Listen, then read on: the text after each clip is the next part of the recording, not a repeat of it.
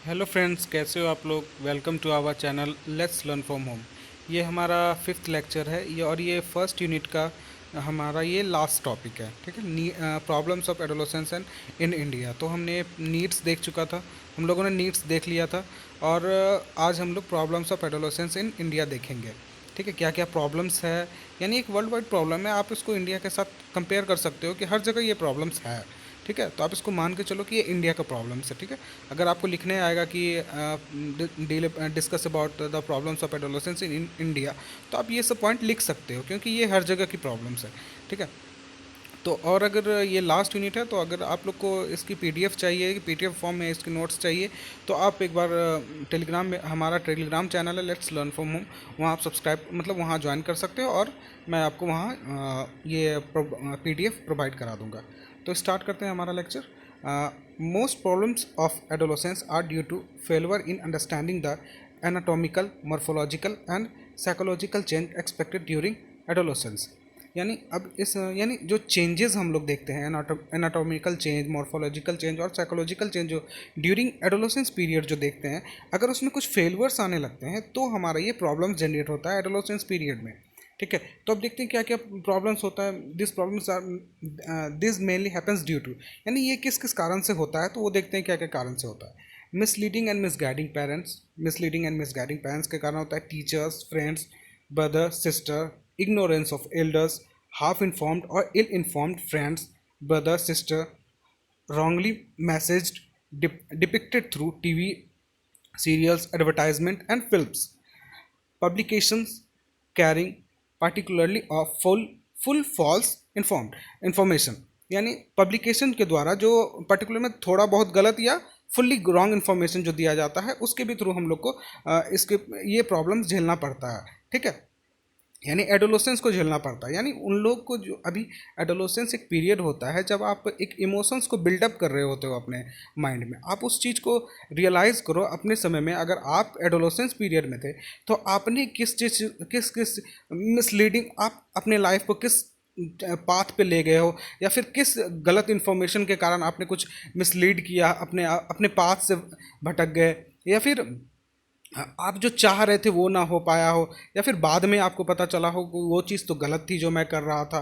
ठीक है, चलिए आगे क्या है कि publications carrying particularly full false information. ठीक है, such participation can be anything in the range of student, sex, social, marriage life, career, religion, politics और एनी रेलेवेंट सब्जेक्ट, यानी कोई भी सब्जेक्ट हो सकता है स्टूडेंट के लिए। जैसे स्टूडेंट के लिए सेक्स हो सकता है, सोशल लाइफ हो सकता है, मैरिज लाइफ हो सकता है, कैरियर हो सकता है, रिलीजन हो सकता है और पॉलिटिक्स भी हो सकता है, और एनीथिंग रिलेवेंट मतलब किसी भी कोई भी ऐसा चीज़ जिससे बच्चों को, यानी एक एडोलेसेंस को मिसलीड किया जा सके।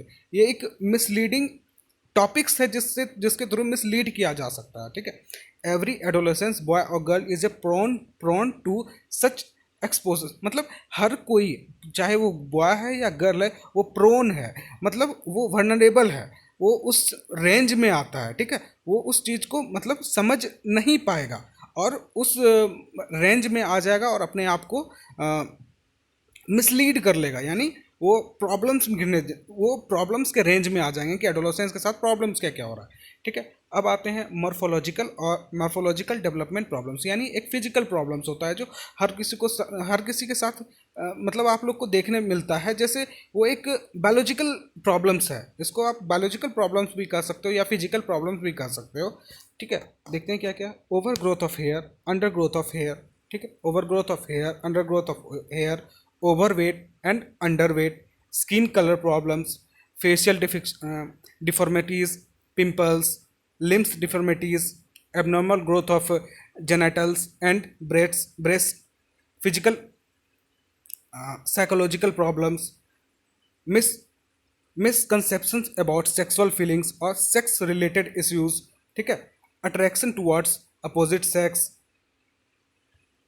तो ये सारे जो हैं हमारे, ये प्रॉब्लम्स यानी मॉर्फोलॉजिकल प्रॉब्लम, एक बायोलॉजिकल प्रॉब्लम है जो हर किसी को एक एक एडोलेसेंस पीरियड में आप सोचने लगते हो इस चीज़ के बारे में कि हमारे पिंपल्स ज़्यादा निकल रहे हैं, या फिर हमारा फेशियल मतलब फेस का कलर कैसा है, हेयर के बारे में आप सोचते हैं, या फिर वेट, ओवर वेट और अंडर वेट के बारे में सोचते हैं, मसल्स के बारे में सोचते हैं, अपने स्ट्रेंथ के बारे में सोचते हैं। साइकोलॉजिकल प्रॉब्लम्स में यानी ये आप अपने बॉडी या बॉडी से रिलेटेड या फिजिकल जो प्रॉब्लम्स है उससे रिलेटेड अगर आप सोचते हैं तो उसको बोला जाता है मॉर्फोलॉजिकल और डेवलपमेंटल प्रॉब्लम, यानी एक स्टेज वाइज जो डेवलप्ड हो रहा है, लेकिन आपको किसी का हार्मोन्स के कारण हेयर्स कम हो जाते हैं या फिर बढ़ जाते हैं, तो ये एक फिजिकल प्रॉब्लम्स है, ठीक है। किसी किसी में देखिए लास्ट पॉइंट दिया हुआ है कि एक सुसाइड करने का डिप्रेशन हो जाता है, मतलब डिप्रेशन के कारण सुसाइड करने का मन करने लगता है। तो ये सब एक प्रॉब्लम्स है, ठीक है, ये फिजिकल प्रॉब्लम्स है। डिप्रेशन यानी इस चीज़ के कारण जो आप कुछ लोग डिप्रेस फील करने लगते हैं, तो फिर क्या होता है कि वो सुसाइड करने का मन करने लगता है उसका। ये सब प्रॉब्लम्स है एडोलेसेंस के साथ। अब आते हैं सोशल प्रॉब्लम्स क्या क्या है उसको देखते हैं। अब हम लोग देखते हैं सोशल प्रॉब्लम्स जो सोसाइटी से रिलेटेड आपको प्रॉब्लम्स होते हैं एंड एडोलेसेंस को प्रॉब्लम्स होते हैं, उसके बारे में देखते हैं। जैसे सोसाइटी से रिलेटेड आप क्या क्या सोच सकते हो। आप मैं इसको पहले मतलब बताऊंगा नहीं, मैं आपको एक थॉट प्रोसेस जनरेट करना चाह रहा हूँ कि एक सोसाइटी से रिलेटेड आप लोग क्या क्या समझ सकते हो। तो हम लोग सोशल नीड्स देखे थे, हम लोगों ने सोशल नीड्स देखा था। सोशल नीड्स में हम लोग देखे थे कि क्या क्या नीड्स है सोसाइटी के। अगर वो नीड्स फुलफिल नहीं हो पा रहा है बच्चों को, एडोलेसेंस को, तो वो एक सोसाइटी से रिलेटेड प्रॉब्लम्स जनरेट होता है उससे, ठीक है। तो जैसे इनसिक्योरिटी का प्रॉब्लम्स, मनी का प्रॉब्लम्स, जॉब का प्रॉब्लम्स, ठीक है, ब्रदर सिस्टर में प्रॉब्लम्स, ठीक है, अंडरस्टैंडिंग का प्रॉब्लम्स, एक अंडरस्टैंडिंग नहीं क्रिएट हो पाता है उसका प्रॉब्लम्स, ठीक है। अनप्रिडिक्टेबल यानी एक मतलब फ्रेंड्स के साथ कैसा रिलेशन है, ठीक है, उन सब से रिलेटेड जो प्रॉब्लम होता है वो सोसाइटी से रिलेटेड प्रॉब्लम होता है। यानी हमारे पड़ोस में कैसे हैं, मतलब इनसिक्योरिटी फील करना, या फिर अपने आप को एक मतलब फ्रीडम, मतलब सोसाइटी में जैसे फ्रीडम आपको फ्रीडम की जैसे नीड्स देखे थे कि फ्रीडम चाहिए, इंडिपेंडेंस चाहिए, तो वो सब चीज़ें जो आती है सोशल प्रॉब्लम्स आ जाती है। तो इस चीज़ को देखते हैं क्या क्या है। और इसमें और रिलीजियन से प्रॉब्लम्स हो जाते हैं, जैसे हम लोग कास्ट बेस्ड पे प्रॉब्लम्स क्रिएट हो जाता है, पॉलिटिकल बेस्ड पे, रिलीजन बेस्ड पे प्रॉब्लम क्रिएट होता है, वायलेंस जो होता है सोसाइटी में वायलेंस, या फिर किसी के साथ प्रॉब्लम्स ये भी हो जाता है कि गरीबी से गुजर रहे हैं, या सोशल इल है, मतलब सोसाइटी डेवलप्ड नहीं है, या फिर वायलेंस ज़्यादा हो रहा है। तो ये सारा जो है प्रॉब्लम्स एक एडोलेसेंस पीरियड में ये प्रॉब्लम्स क्रिएट होने लगता है माइंड में, ठीक है, कि सोसाइटी में उसको इनसिक्योर फील हो रहे हैं। फियर देखिए क्या होता है, ठीक है, फियर, इमेजिनेशन अबाउट मैरिज, मतलब मैरिज लाइफ के बारे में सोचने लगते हैं, लाइफ पार्टनर्स के बारे में सोचने लगते हैं। ये मतलब इस सोसाइटी में देखते हैं कि हाँ ये चल रहा है, तो उसी के बारे में सोचने लगते हैं, तो वो एक क्रिएट करता है प्रॉब्लम्स एडोलेसेंस में, ठीक है। अब देखते हैं एजुकेशनल प्रॉब्लम्स क्या क्या है। Tension of attending the classes, ठीक है, एग्जामिनेशन एंड टेस्ट, ये प्रॉब्लम्स तो अभी भी हो रही है, हम लोग के साथ भी होती है। तो ये बच्चों के साथ कैसे नहीं होगी, एडोलेसेंस पीरियड में कैसे नहीं होगी, जब वो एक समय होता है कि जब वो फ्रीडम चाहते हैं, वो आज़ादी चाहते हैं। उस समय आपको बोला जाता है कि आपने घर में सुना होगा कि बच्चों के मतलब 18 से 20 साल के मतलब बच्चों को सुना कहते हुए, अपने पेरेंट्स को सुना होगा कहते हुए कि अभी गर्म खून है, अभी गुस्सा करेगा ही, ये करेगा वो। तो अगर उस समय ऐसा होता है, मतलब अभी आपके साथ ऐसा हो रहा है, तो उस समय कैसा होगा आप ये इमेजिन करो। तो उसको इमेजिन करके आपको जो दिमाग में आ रहा है आप लिख सकते हो, ठीक है, आपका वो गलत नहीं होगा आंसर, ठीक है। आप बस कॉन्फिडेंट रहो कि मैं लिखने क्या जा रहा हूँ और वो कहीं ना कहीं सही है, तभी आप लिख रहे हो, ठीक है। बस इस चीज़ को लेकर चलना, आपका आंसर बिल्कुल राइट वे में चलेगा, ठीक है। अब एजुकेशनल क्या है, एजुकेशनल प्रॉब्लम्स क्या है। Tension of attending classes, examination and test, low IQ feeling, fear about failure in exams, fear about low score, fear and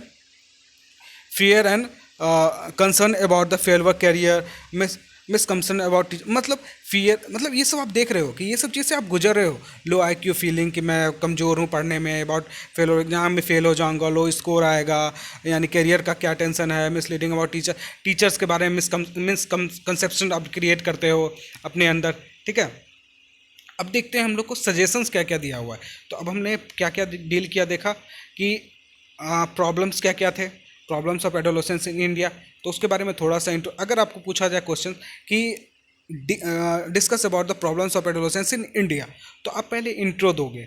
intro कहाँ से उठाओगे? आप नीड से उठाओगे कि नीड क्या क्या है, ठीक है। उसके बाद उस नीड को फुलफिल नहीं होने के कारण आपका प्रॉब्लम्स जनरेट होता है। तो प्रॉब्लम्स को आप क्लासीफाई करोगे, एक फिजिकल प्रॉब्लम्स, ठीक है, एक सोसाइटी को प्रॉब्लम्स बना देना है, ठीक है, और एक एजुकेशनल प्रॉब्लम्स बना देना है। पढ़ते भी तो हैं, एजुकेशनल प्रॉब्लम्स भी बना देना है। फिर अब उसको डील करना है कि प्रॉब्लम्स तो बता दिए अब फिर अब क्या करोगे? सिर्फ प्रॉब्लम्स बता के तो नहीं ये छोड़ देना है, तो आप उसका सजेशंस दो। तब ये इम्प्रेशन दिमाग में, मतलब एक इम्प्रेशन फिट करेगा।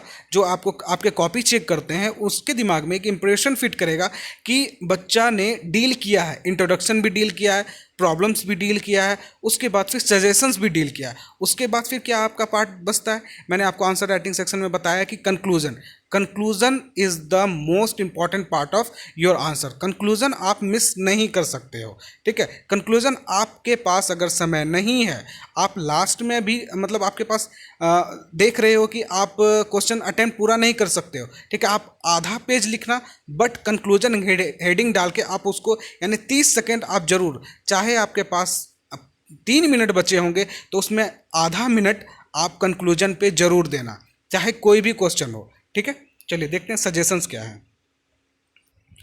तो हमारा जो है सजेशंस देखते हैं, सजेशंस क्या क्या है, ठीक है, सजेशंस क्या क्या दे सकते हो आप।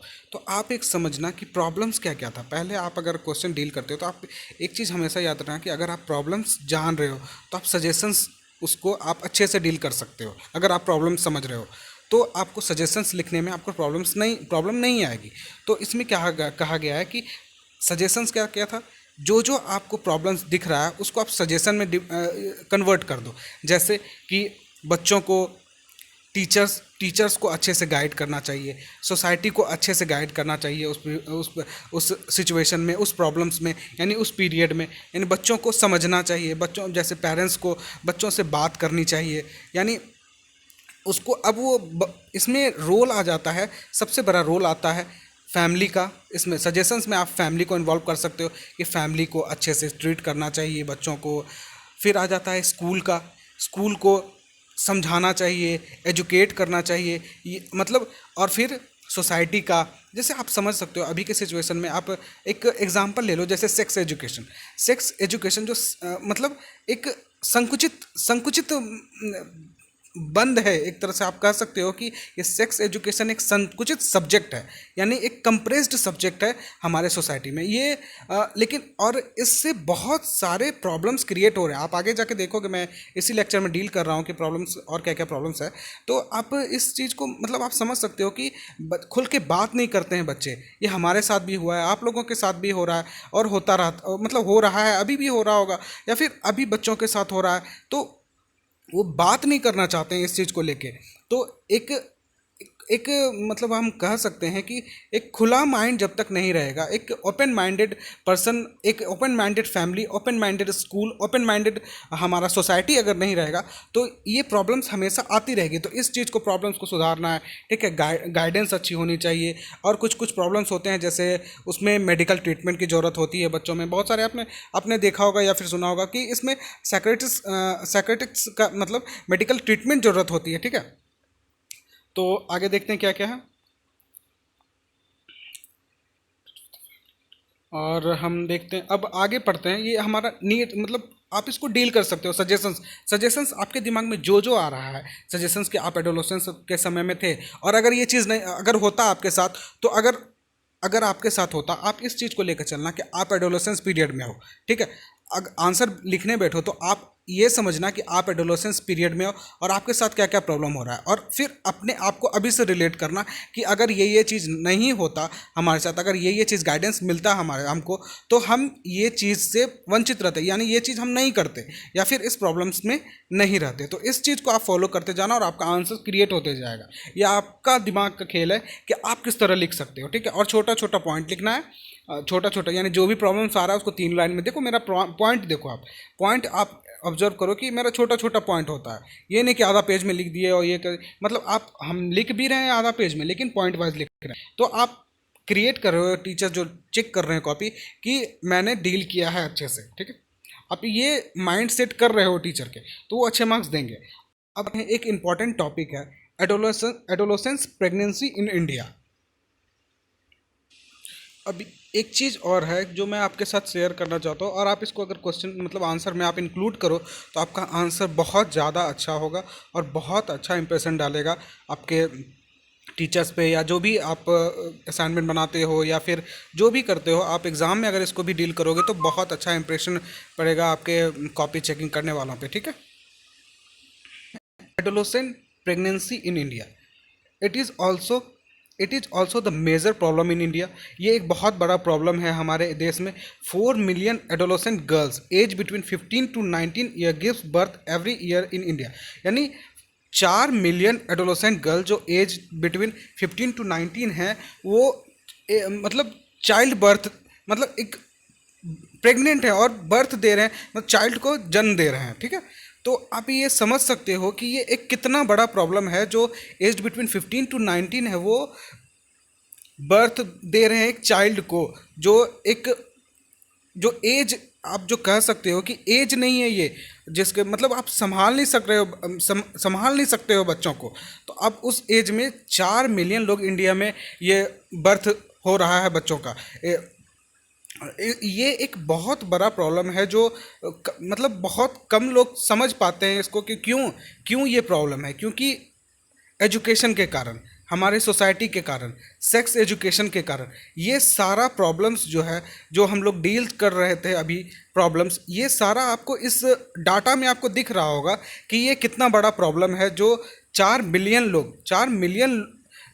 गर्ल्स जो है वो बच्चे को जन्म दे रही है इंडिया में, जिसकी एज 15 से 19 साल के रेंज में आती है, ठीक है। According to United Nation Population Fund, ठीक है, UNFPA, ठीक है, every hour 3 of 7 deaths due to complication from pregnancy. यानी हर घंटे, ठीक है, 7 में मतलब 3 of 7 डेथ्स, यानी 7 में से 3 बच्चे कॉम्प्लिकेशंस के कारण मर जाते हैं, क्योंकि वो एज नहीं होता है, 15 से 19 एज नहीं होता है कि वो प्रेगनेंसी को होल्ड कर सके या बच्चे को जन्म दे सके, ठीक है।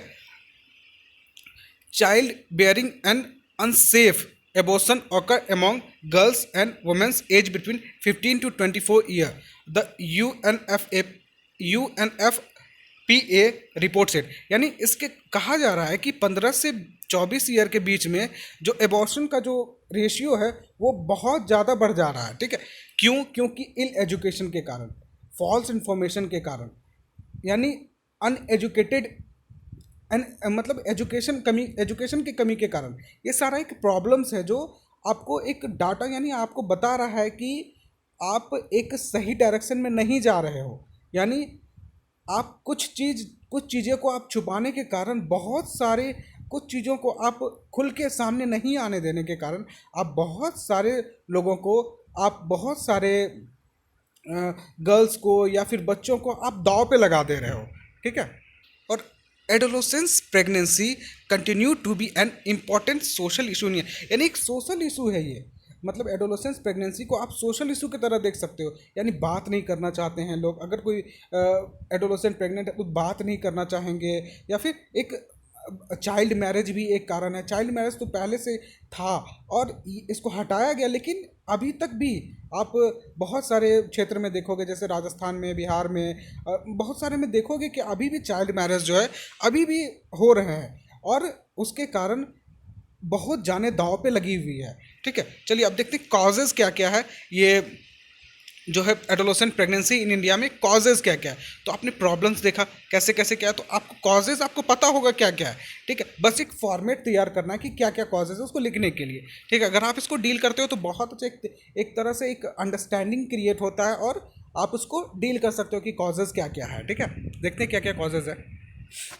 The ultimate cause of adolescent pregnancy is unprotected sex, A sexual active teenager who does not use contraception has a 90% chance to becoming pregnant within 1 year। यानी अनप्रोटेक्टेड सेक्स के कारण प्रेग्नेंट हो रही हैं, ठीक है। और जो टीनेजर हैं अगर वो अनप्रोटेक्टेड सेक्स यानी कॉन्ट्रासेप्शन जो यूज़ नहीं करेंगे तो 90% चांसेस होता है कि जो वुमेन है मतलब टीनेजर है वो प्रेग्नेंट हो सकती है 1 साल के अंदर। ठीक है। अब हमारा नेक्स्ट पॉइंट है early dating behaviour, adolescent sexual behaviour which may also influence the by alcohol और ड्रग्स। यानी ड्रग्स और अल्कोहल के कारण, कुछ बैड हैबिट्स के कारण ये जो है एक अर्ली डेटिंग बिहेवियर क्रिएट हो जाता है, सेक्सुअल बिहेवियर क्रिएट हो जाता है, जो एक मतलब इस प्रॉब्लम्स को बढ़ा रहा है, इस चीज़ को। ठीक है। तो इससे थोड़ा सा मतलब इस चीज़ को ध्यान रखना चाहिए कि एक लिमिट, हर चीज़ की एक लिमिट होती है। अगर उस चीज़ को अर्ली डेटिंग बिहेवियर जो है अगर उसको आप अपना रहे हो, अल्कोहल का प्रयोग कर रहे हो, ड्रग्स का प्रयोग कर रहे हो, तो ये एक बिहेवियर क्रिएट कर देता है, अर्ली डेटिंग बिहेवियर या सेक्सुअल हैबिट्स को या सेक्सुअल बिहेवियर को क्रिएट कर देता है, जो आगे जाके एडोलेसेंस के लिए बहुत ज़्यादा प्रॉब्लम्स हो जाता है। ठीक है। High risk of behaviour, smoking, alcohol and मतलब इसमें कहा जा रहा है कि बहुत सारा जो मतलब सब्सटेंस है उसको यूज करने के high risk of behaviour, smoking, alcohol, ये सारे जो है एक तरह से प्रॉब्लम्स की तरफ ये करता है, मतलब अप्रोच कर रहा है एडोलेसेंस को, एक प्रॉब्लम्स में आपको मतलब आप समझ नहीं पा रहे हो और धीरे धीरे आप उस प्रॉब्लम्स की तरफ बढ़ते जा रहे हो। ठीक है। सपोर्ट नहीं मिल पाता है, लैक ऑफ सपोर्ट, पीयर मतलब पेरेंट्स के साथ बात नहीं कर सकते हैं इस चीज़ को लेके, सेक्सुअल एक्टिविटीज़, ये सारा जो है एक प्रॉब्लम्स क्रिएट कर रहा है एडोलेसेंस का प्रेगनेंसी को लेके। ठीक है। चलिए अब देखते हैं आफ्टर इफेक्ट। अब देखते हैं हम लोग आफ्टर इफेक्ट, यानी हम लोग क्या क्या देखे अभी, कॉजेज़ देखे। सबसे पहले क्या देखे, एडोलेसेंस प्रेगनेंसी इन इंडिया क्या का रेशियो क्या क्या है, मतलब इंट्रोडक्शन पार्ट था ये, रेशियो क्या है, प्रॉब्लम्स किस तरह हो रहे हैं। ठीक है। और अब देखिए कॉजेज़ मतलब कारण क्या क्या था इस चीज़ प्रॉब्लम्स का, एडोलेसेंस प्रेगनेंसी इन इंडिया का कॉजेज़ क्या क्या था। अब एडोलेसेंट जो कॉजेज़ मतलब एक आफ्टर इफेक्ट है, मतलब प्रेग्नेंट होने के बाद यानी बच्चे को जन्म देने के बाद फिर उस पर मतलब इफ़ेक्ट क्या क्या पड़ता है टीनेज पे, यानी एक मदर पे क्या इफ़ेक्ट पड़ता है या फिर टीनेज पे क्या इफ़ेक्ट पड़ता है, तो उसके बारे में डील करेंगे। ठीक है। Health wise teenage mother have a much higher risk of anaemia का शिकार होने लगते हैं। ठीक है। और हायर ब्लड प्रेशर हो जाता है, आयरन डेफिशिएंसी हो जाता है, डिप्रेशन का शिकार हो जाते हैं, birth of low weight babies, यानी जो बच्चा जो जन्म होगा वो मतलब लो वेट होगा, जो जिसको सरवाइव करने में थोड़ी परेशानी होगी या फिर बहुत मतलब या तो कॉम्प्लिकेशंस होंगे। ठीक है। ये प्रॉब्लम्स आती है। Pregnancy at every young age specially an unwanted one leads to serve emotional and mental trauma for the girls, यानी एक इमोशनल एंड मेंटल ट्रॉमा हो जाता है कि अनवांटेड या अनप्रोटेक्टेड सेक्स के कारण जो बेबीज़ जो ये होता है जिसको अनवांटेड बोला जाता है, यानी अभी आप समय में आपको समझ में आ रहा होगा कि ये प्रॉब्लम्स क्या क्या है। उसके बाद फिर इफेक्ट क्या क्या होता है कि एक सोसाइटिकल इफेक्ट भी होता है, अनवांटेड है, एक मेंटल इफेक्ट है, ये इमोशनल इफेक्ट है कि अनवांटेड है, तो उसके प्रति ज़्यादा आप मेंटल ट्रोमा से गुजरते हो, आप उसको केयर नहीं करोगे। ठीक है। चलिए अब देखते हैं क्या कि सजेशंस फॉर टैकलिंग इट, यानी हम इस चीज़ को कैसे टैकल कर सकते हैं, यानी इससे हम कैसे जूझ सकते हैं, इससे हम कैसे इस यानी एडोलेसेंस प्रॉब्लम से कैसे जूझ सकते हैं या इससे हम कैसे निकल सकते हैं। ठीक है। अब इसके बारे में देखते हैं क्या क्या लिखा हुआ है और उसके समझते हैं क्या क्या सजेशन टू टैकल इट। तो आपने देखा कि अभी तक जो है जितने भी चीज़ हम लोग ने डिस्कस किया, प्रॉब्लम्स इंट्रोडक्शन पार्ट देखा। ठीक है। उसका रेशियो देखा इंडिया में क्या है, उसके बाद फिर हमने देखा कॉजेज़ क्या है, इफ़ेक्ट क्या है। तो आप इस चीज़ को पढ़ने के बाद आप खुद दिमाग लगा सकते हो कि सजेशंस क्या क्या हो सकते हैं। ठीक है। तो सजेशंस क्या क्या हो सकते हैं कि पेरेंट्स, इसमें रोल किसका किसका पहले हम देखते हैं। पेरेंट्स का रोल होता है इसको मतलब इस चीज़ को डील करने के लिए या फिर इस चीज़ से निकालने के लिए या फिर इस चीज़ को समझाने के लिए गर्ल्स को या फिर बॉयज़ को। चलिए देखते हैं क्या क्या है।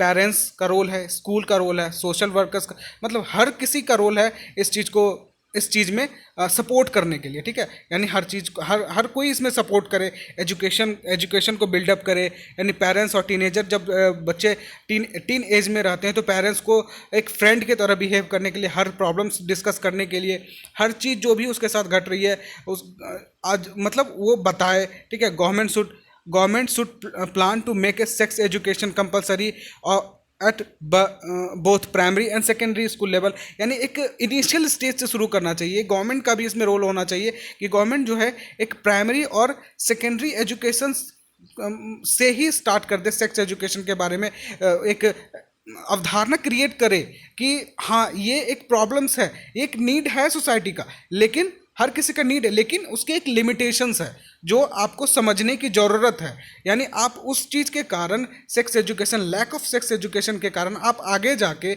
एक कॉम्प्लिकेशंस को क्रिएट कर रहे हो, आप अपने हेल्थ को ख़राब कर रहे हो, या फिर एक अंडर डेवलप्ड बेबी को बर्थ दे रहे हो। तो ये एक प्रॉब्लम्स है जो आगे जाके बहुत मतलब एक वाइडर सेंस में आप कहा जाए तो ये बहुत ज़्यादा क्या कहते हैं, आप दाव पे लगा रहे हो आप लोगों के जान को। ठीक है, ठीक है, इसमें एक गवर्नमेंट का प्लान होना चाहिए कि इसको आप एक ग्राउंड लेवल से ही स्टार्ट करो और आप मतलब एक लोअर लेवल से स्टार्ट करते करते आप एजुकेट कर दो इतने लोगों को कि इस प्रॉब्लम्स में आए ही ना। ठीक है, कम्युनिटी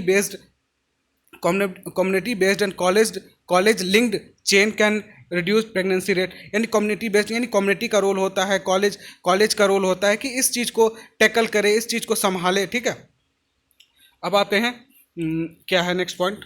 और ये सब चीज़ तभी पॉसिबल हो सकता है जब आप सब, मतलब कहा जाता है कि जब तक हर कोई इस चीज़ को मतलब एफर्ट नहीं डालेगा, जैसे पेरेंट्स का एफर्ट, स्कूल का एफर्ट, सोशल वर्कर्स का एफर्ट, गवर्नमेंट का एफर्ट और इंडिविजुअल का एफर्ट जब तक नहीं लगेगा, इस चीज़ को नहीं रोका जा सकता है। आप इसको नहीं रोक सकते हो, हर किसी का एफर्ट इसमें ज़रूरी है, क्योंकि ये एक रूट है। मतलब प्रॉब्लम्स है लेकिन लोग डिस्कस नहीं करना चाहते हैं, लोग बताना नहीं चाहते हैं, फैमिली में बात नहीं करना चाहते हैं, सोसाइटी में उनको हीन दृष्टि से देखा जाता है। ठीक है, तो ये एक प्रॉब्लम है। ठीक है, अगर कोई इस प्रॉब्लम से गुजर रहा है तो उसको सोसाइटी में हीन दृष्टि से देखा जाता है, घर से निकलने मना कर दिया जाता है, पेरेंट्स, उसके माँ बाप उसका साथ छोड़ने लगते हैं। तो ये एक प्रॉब्लम है, तो इसको टैकल किया जाए, इससे निकला जाए। ठीक है, तो इसको निकलने के लिए तभी पॉसिबल है जब हर कोई, यानी every cylinder will boost at a same time, then it will create a light in our society related to adolescence problems. ठीक है, चलिए देखते हैं अब इसके बाद कंक्लूजन में। आप अब इतने पढ़ा देने के बाद हमको नहीं लगता है कि कंक्लूजन आपको पढ़ाना ज़रूरी है, तो कंक्लूजन मैं आपको नहीं पढ़ाऊंगा, मैं आपको बस स्क्रॉल डाउन कर देता हूं। अगर आप पढ़ सकते हो तो आप पढ़ लेना, और लिख सकते हो तो आप लिख सकते हो। वैसे आप आपको अगर पीडीएफ चाहिए इसका, तो मैं आपको पीडीएफ प्रोवाइड करा सकता हूं। आप टेलीग्राम पे लिंक ज्वाइन करो और मैं आपको पीडीएफ प्रोवाइड करा दूंगा इसका। ठीक है, तो मैं कंक्लूज़न किसी भी टॉपिक का नहीं पढ़ाऊंगा। कंक्लूज़न ये आपका पार्ट है, कंक्लूज़न आप किस तरह लिखते हो ये आप पे डिपेंड करता है। ठीक है, ये आपका वर्क हुआ कि आप कम से कम कंक्लूज़न तो आप खुद से लिखो। ठीक है, चलिए थैंक यू सो मच। और इस चैनल को प्लीज़ लाइक करें, शेयर करें, सब्सक्राइब करें और प्लीज़ कमेंट करें और मोटिवेट करें, ताकि मैं आगे भी वीडियो बनाऊँ। ठीक है, और मैं सोच रहा हूँ कि सेकेंड ईयर का भी वीडियो बनाना शुरू करूँ, कुछ दिन में मैं उसको भी स्टार्ट करूँगा, और सेकेंड ईयर का भी यूनिट वाइज कवर होगा। तो आप प्लीज़ इसको फॉलो करो, लाइक करो, शेयर करो, सब्सक्राइब करो और मोटिवेट करो। कोई भी प्रॉब्लम्स आती है या कुछ भी सजेशंस है तो कमेंट बॉक्स में लिखो, उस पर ज़रूर ध्यान दिया जाएगा। ठीक है, थैंक यू सो मच। मिलते हैं अगले लेक्चर में, और नया यूनिट स्टार्ट होगा हमारा चाइल्डहुड एंड ग्रोइंग अप का। ये हमारा यूनिट ख़त्म हुआ आज। चलिए ठीक है, bye bye, thank you so much.